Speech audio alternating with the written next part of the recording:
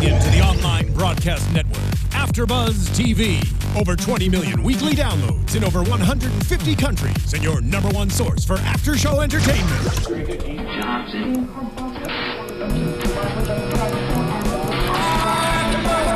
AFTERBUZZ TV, the destination for TV superfans. Producing aftershows for over 300 of your favorite TV shows. Interviewing celebrities and showrunners. And bringing you behind-the-scenes exclusives. All thanks to E! Entertainment's Maria Menounos, producer Kevin Undergaro, and internet leader Akamai.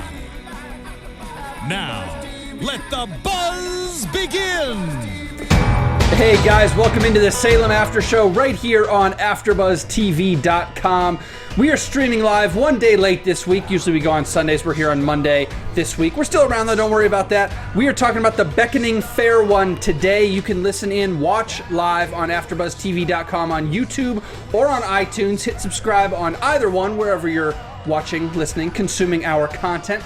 I am Bobby DeMuro. That is Marisa Serafini here with you as always. And before we jump in today, we have this trusty little Salem press kit. This has in it a malum, a real life malum, an apple, I guess, you know. The world calls it an apple. They call it a malum. That's okay. Mm-hmm. It's got season 2, episode 1, Cry Havoc. You can have that bad boy. It comes in this really cool box. Amazing packaging. really cool packaging. And a little bonus for you guys from last week. We had Sammy Hanreddy on the show who plays Dolly. She signed this bad boy. So you got an autographed copy of Salem's press kit from Miss Sammy Hanreddy who plays Dolly on the show. We are going to give this away to a winner right now. We've been teasing this the last few weeks. So Marisa, please announce our winner. Yes. First of all, thank you everyone who's rated, commented, subscribed in the whole run of our after show so far. I will shout out our new review on iTunes. Capital Lapdog gave us 5 stars. They said, "I can't get enough of your insightful commentary. I feel like as the citizens of Salem develop, we all develop together at your table. It's been a blast learning about the Salem universe with you guys." At Josh52798. And congratulations, Josh. You are our winner. Awesome.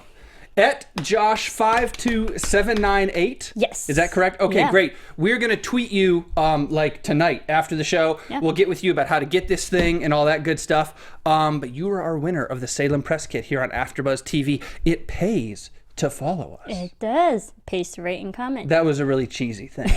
Okay.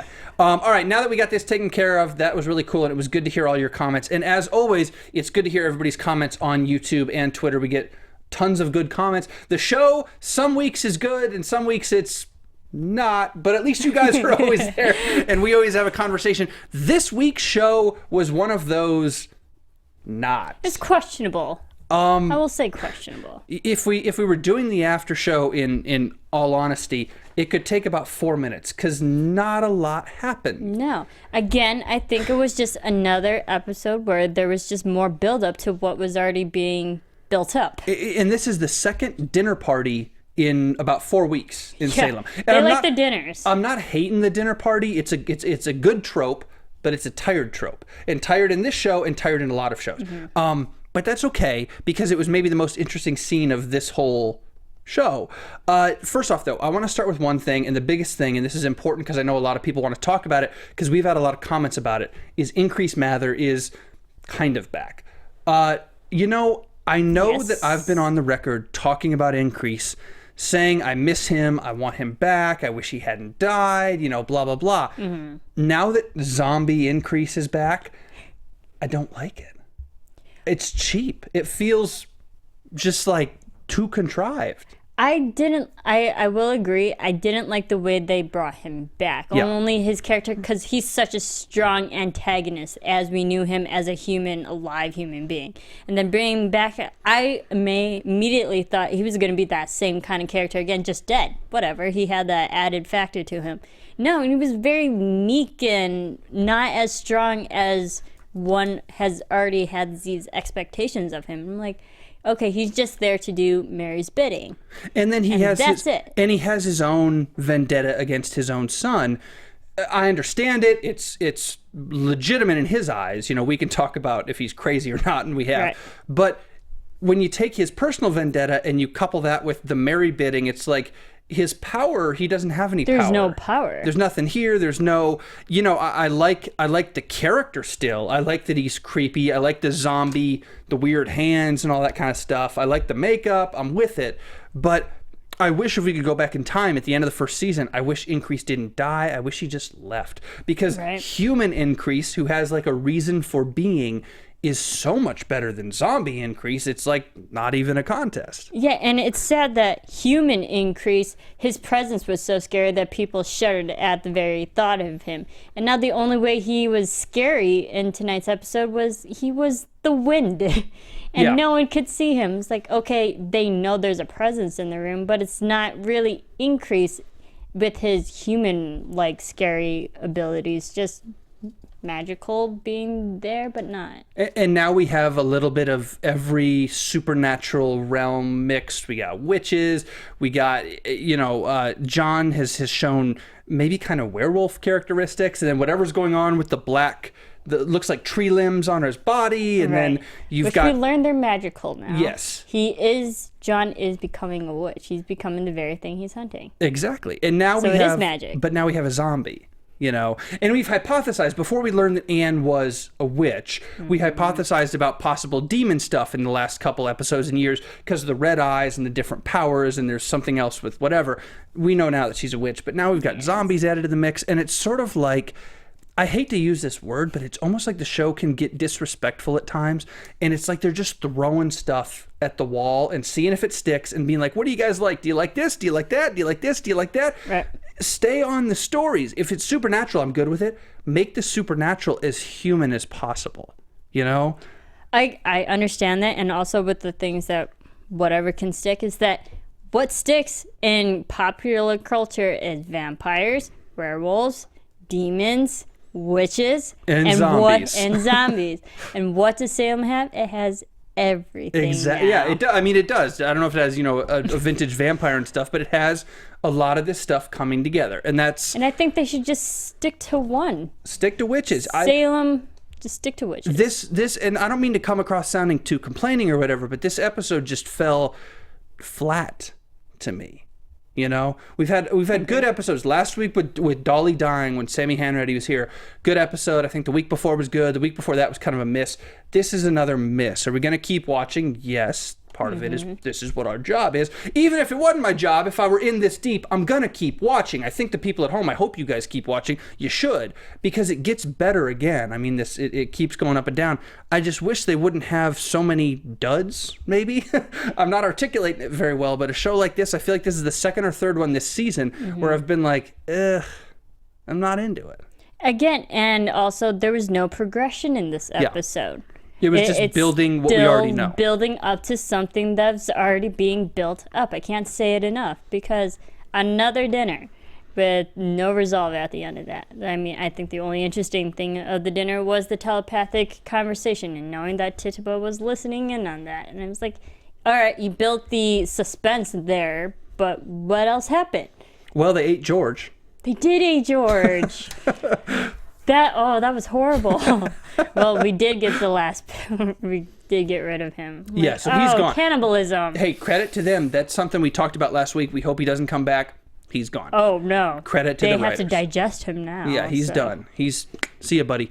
We get Wainwright back. This is another thing. Before we get into the dinner party, this is another weird thing that Wainwright is kind of coming and going, and I'm trying to figure out if he's a regular or if he's just kind of a guest. Like at first, when he first came up and we saw him trying to make out with Mary and doing all that stuff, we were kind of like, whoa, this dude's a love interest. This is the new John. John's going to do whatever. And now we're in this weird middle where Shane West playing John hasn't done a whole hell of a lot in several episodes now. Still, you know, the number 2, still a regular. Wainwright hasn't taken on the regular space. Cotton's now back. And I'm like, how do these people, what's happening? Like, who should we put our hearts with who's going to be here for the rest of the year? Because these people can all kind of come and go episode to episode, besides, of course, Mary and Anne and those regulars. The men, Wainwright and John, who's who? Where's what? What are we doing? And it's still unfortunate that John's still being literally tied up, that he can't do anything. And it's like,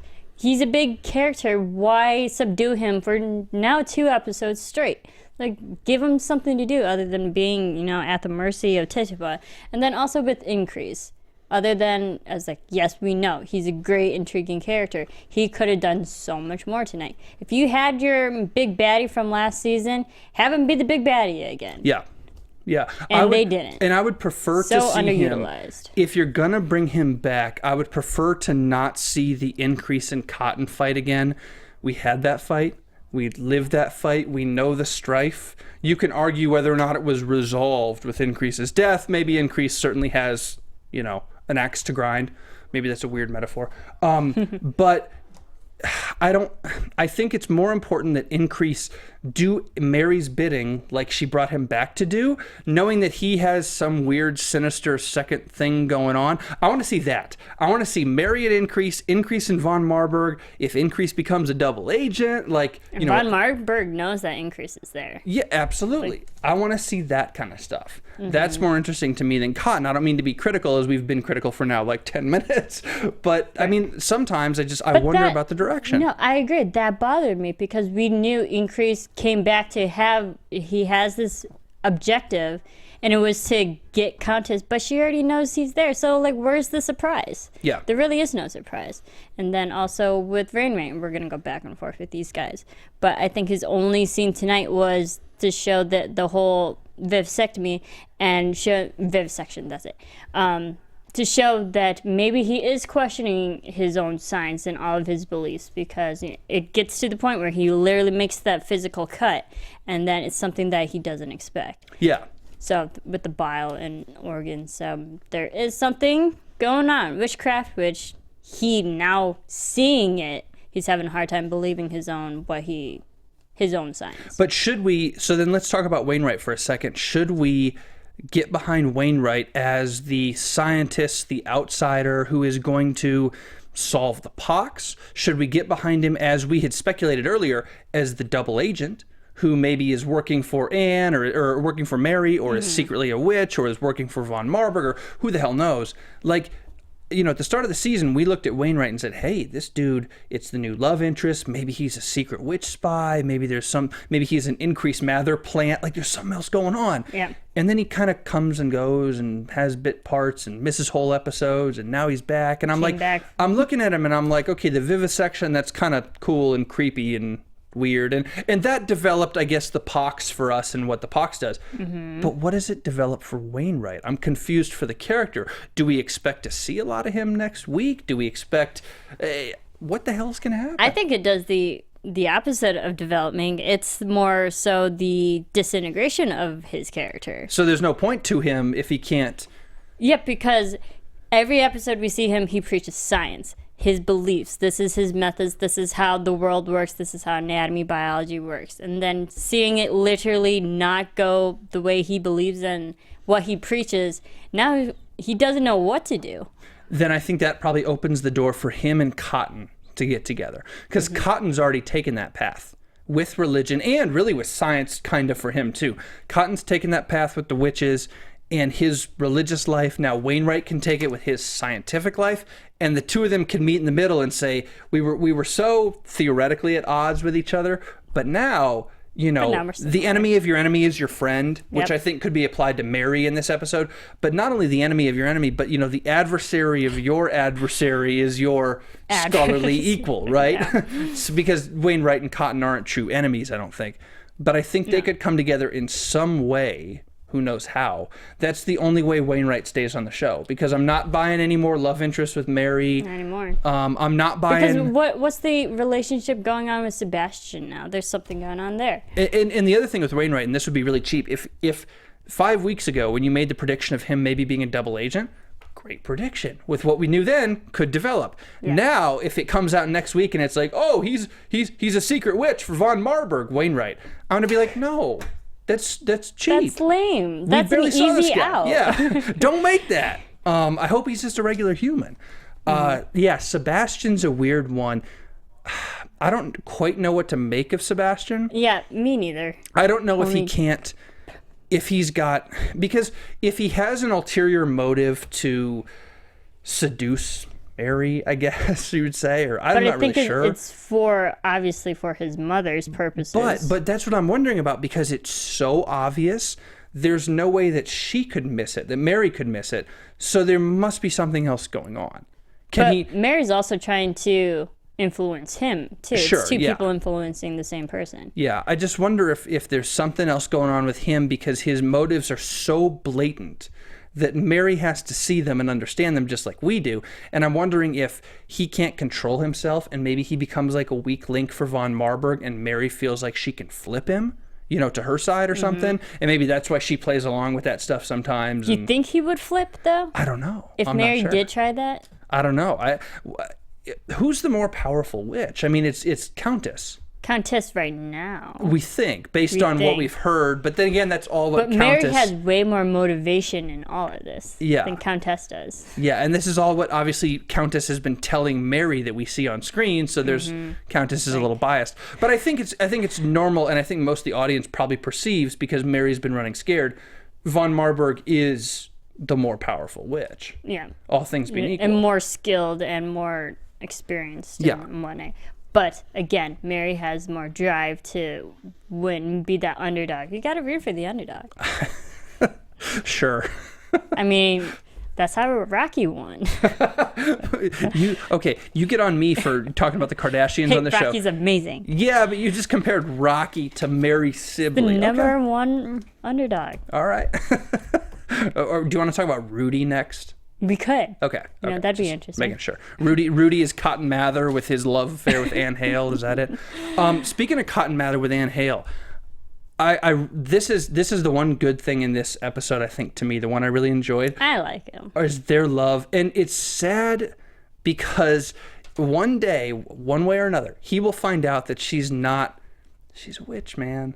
Yeah. He's going to find out. And also because with this whole spell that Anne casted on him, tonight's episode really made me think, is he really in love with Anne? I mean, we saw the first few episodes, them together. They do have real legit chemistry, and they do have that genuine love for each other. But now with the added feature of this love curse that he's under, do you think it's genuine? That's... I think I want it to be genuine. Mm-hmm. Yes, I said I think twice. I think I want it to be genuine. I'm not sure if it is, but I also know that by the day it gets worse for Anne. The longer Anne waits to tell him, the longer Anne avoids this, the jig's going to be up. And when he finds out she's a witch, this would be crazy down the road, but I can't see Cotton being like, I'm going to join you. You get out of my soul. No. No chance. And also when the spell itself just wears off, and there's just... when we're just left with the secret that she's a witch and he still doesn't know. There's that. I think when the spell wears off, is it gonna wear off? I think eventually it has to wear off. Okay, unless she reverses it okay. or unless they actually go through the plan and then it ends. Okay. Because once you execute it, then it's over.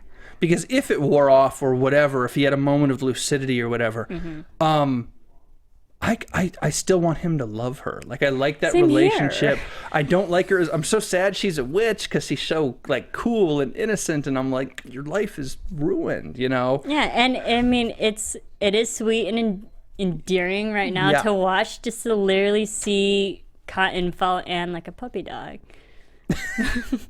Anyway, because she's talking to Mr. Jenkins and saying, I want him to show up my door with a bouquet in hand, and literally 2 seconds later, that was the spell, not Cotton. Exactly. Yeah. So is Cotton capable of doing all these things? Will you love him after? Own? It's a metaphor for drinking alcohol and falling in love with somebody when you're drunk. When the alcohol wears off, are you gonna be in love in the morning? Mm-hmm. The answer or are you gonna hate yourself in the morning? Exactly. Exactly. The answer for Anne is, I guess, TBD. Mm-hmm. I don't know. Cotton, I like that relationship, though. I do. I really like it. Aside from the fact that she's really taken advantage of him and lying to him horribly. Sure. He's going to find out with that little nipple for Brown Jenkins, though. Yeah. Like on her stomach or whatever. Yeah, now she has the teats for Brown Jenkins. Like, okay, now everyone... You're going to have to tell him. You just develop it Yeah, you don't just have like, you're gonna have to tell him. He's gonna find out. He's gonna ask about that. I mean, that's a general area you go around when you're in a romantic relationship. 100%. They've almost been there before. Like, you're gonna have to come down that line. Yeah. So maybe that'll happen. Or does it go away when the familiar goes away? I don't think so. Or is it still there? I thought it was always there. I thought the familiar was gonna feed like the frog did for Mary. You know. Did she always have it even before Mr. Jenkins? Did Anne have the? No. It grew with the familiar. I thought that was the point of it, but it stays. It's there. The familiar's there. Yeah, the familiar's there, but will it go away when the familiar dies? I think when the familiar dies, you get a new familiar. Remember when her familiar was crushed when she did the spell in the first place, and then Brown Jenkins came back? I think that's your thing. You always have your familiar. Now you just have it. Yeah. So she's not going. The familiar, Brown Jenkins, is sticking around, and. It's sticking around. So is the mark. It is sticking around. It is sticking around.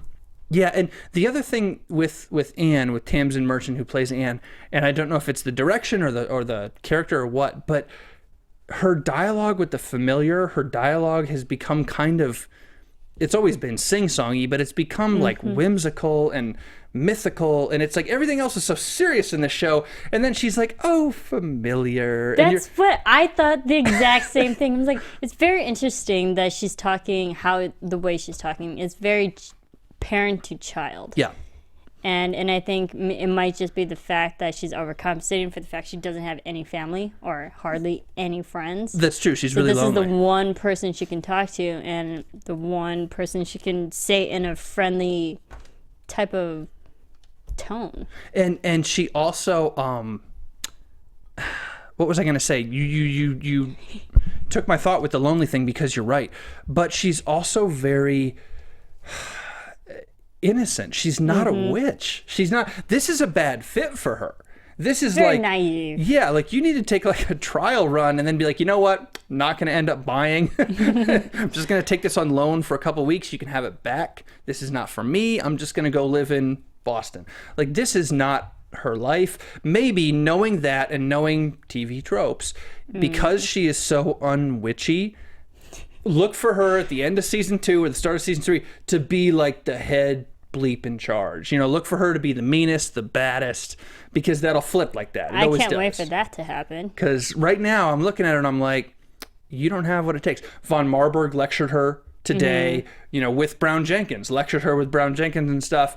And, you know, effectively was kind of saying, like, this is the big leagues, kid, you know? Right. And I think it's like she thinks of her familiar as a friend, not as an object for her witchcraft. Yeah, and not as something to use. It's something, she still has that emotional relationship to things and objects that she needs to just toughen up, pretty much. I don't think she will. I'm just going to say that right now. I know that the trope or the common prediction would be like, oh, Anne's going to become the toughest witch and she'll undergo something big will happen and she'll undergo change. Witch, definitely the most powerful. Yeah. We know she's capable of being the most powerful, but tough. Her character, just even in season 1 and 2, has not made the audience lead to believe that she's ever going to be strong. And the only time she's been strong is, you know, the 2 guards in the woods when she was coming back with Cotton. It's like she blacked out. She didn't remember it. She woke up. Remember that? She woke up and ran away. Again, she didn't have control over that. Exactly. Though. So it was not at her will to be strong. So you can be strong. If you don't have control over it, sure, I get that she has power. But if you can't use that power and wield it, you don't really necessarily have power. You just have like a crazy spark occasionally. And that's not power, that's just fear. That's just a threat of something, but it's not always going to come to fruition.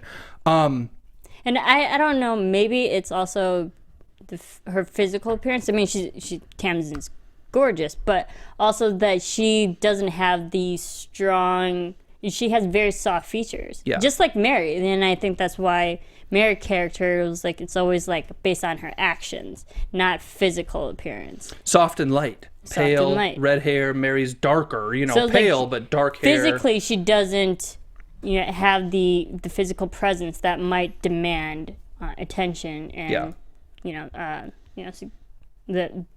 just tension in that way. Yeah, I agree with you. Okay, we got to talk about Mercy.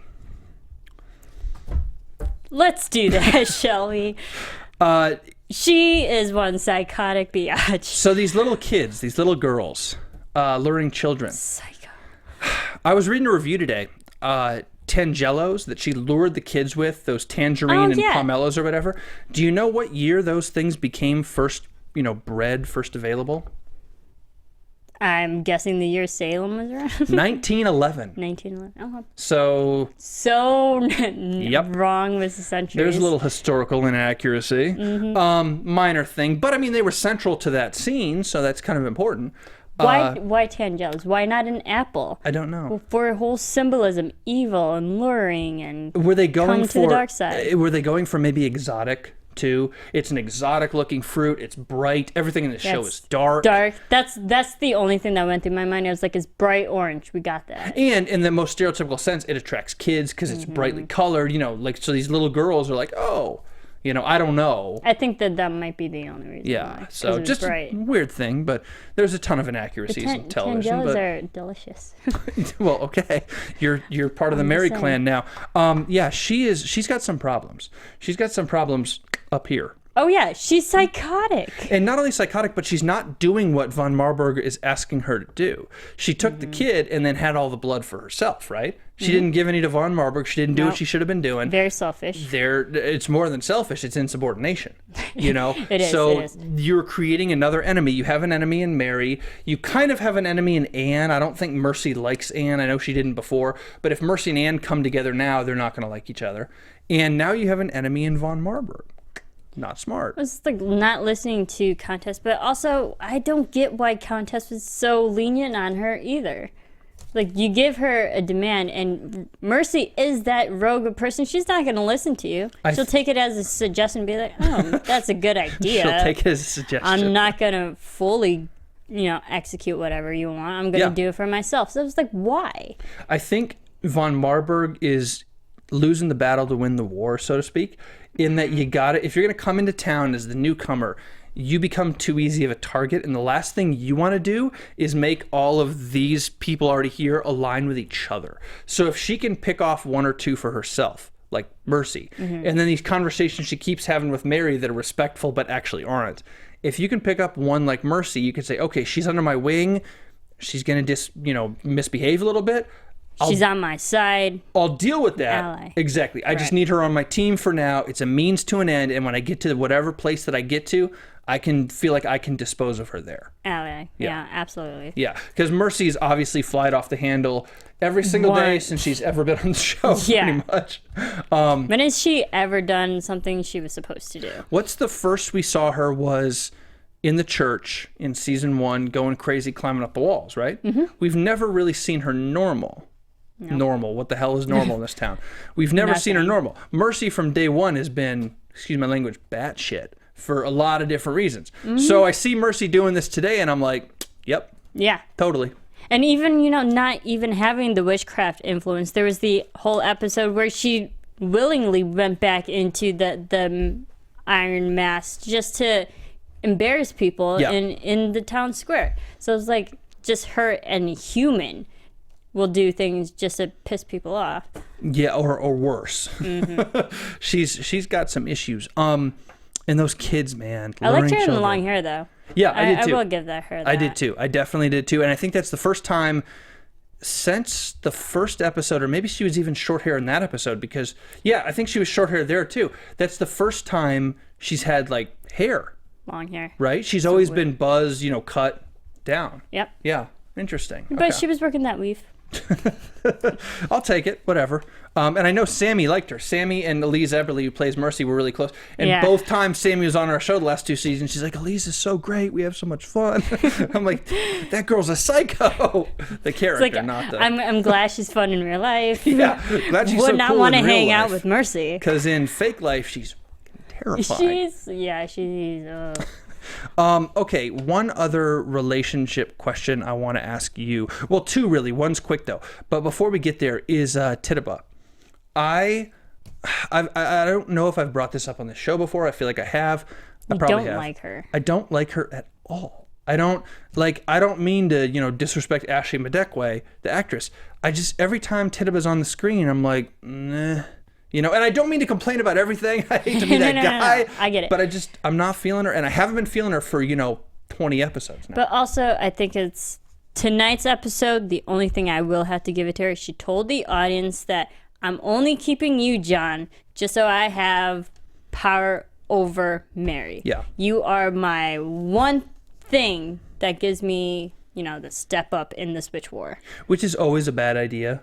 Because it only means it's gonna John come back and bite her. Exactly. It only means he can get away, or somebody can find him, or something can go wrong. We saw what happened when Mary kept George Sibley alive. It's a wonder he stayed alive as long as he did. Yeah. But when you lose the crutch, you're in trouble.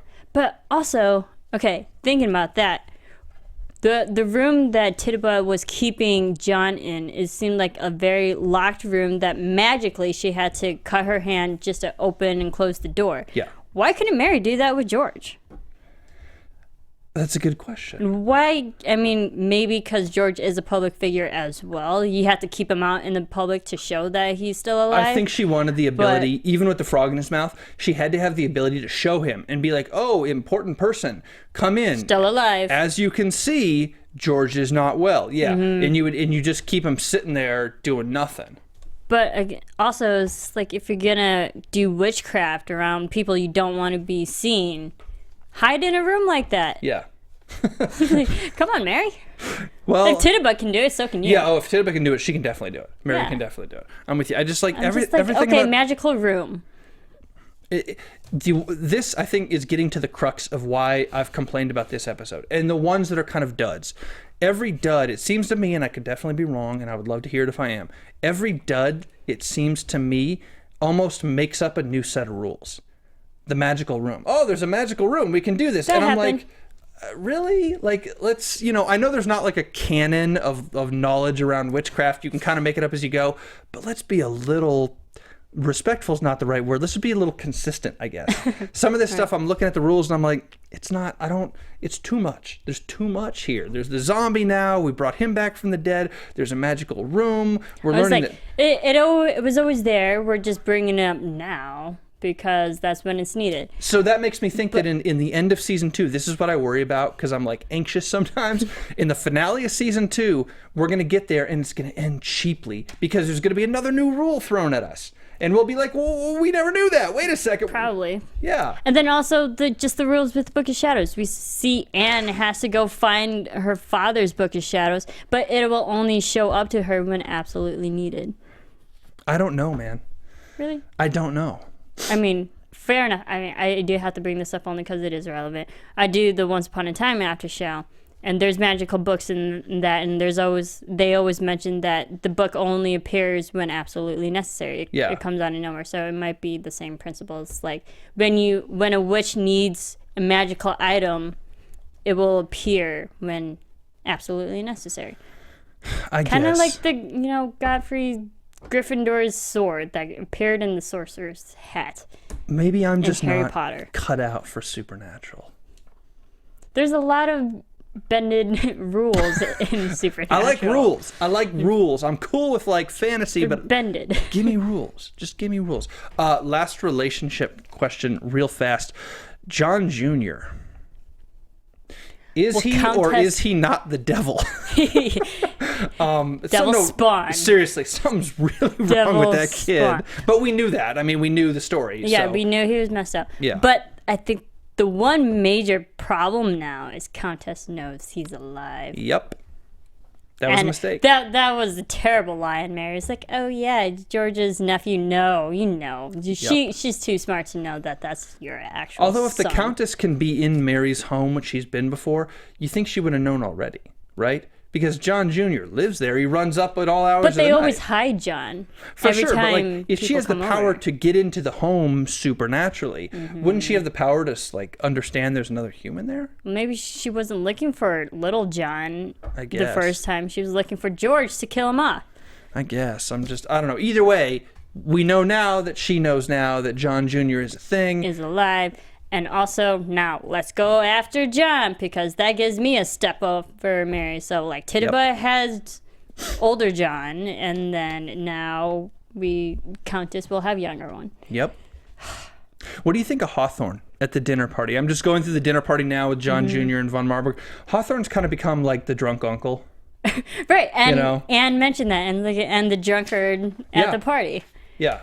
He did nothing tonight. He did He nothing. said maybe one line, and I don't even remember what he said. This is another one, like, I disliked Hawthorne in the best sense, because he was a creep, because he was a perv, because he was whatever. He was a jerk even before the Anne Hale thing. But the character, I'm like, dude, we need this guy. He's mean, and he's also not a witch. We need mean humans. He was the new, in not as much of a way. He was, the new Increase Mather. And now it's like, he's the a-hole that everyone. Yeah. He's the neutral person. Totally. And now he's kind of fading again. Last episode was the fight with Cotton over Mary, right? Yeah. So he had a real pedestrian, classic human story, interesting but not as central to the main plot. And now he just had like a line. He was drunk. I mean, maybe he pops up again. He has a history, but it's like you got these great male creep characters in Increase and now Hawthorne. Use them. I love them.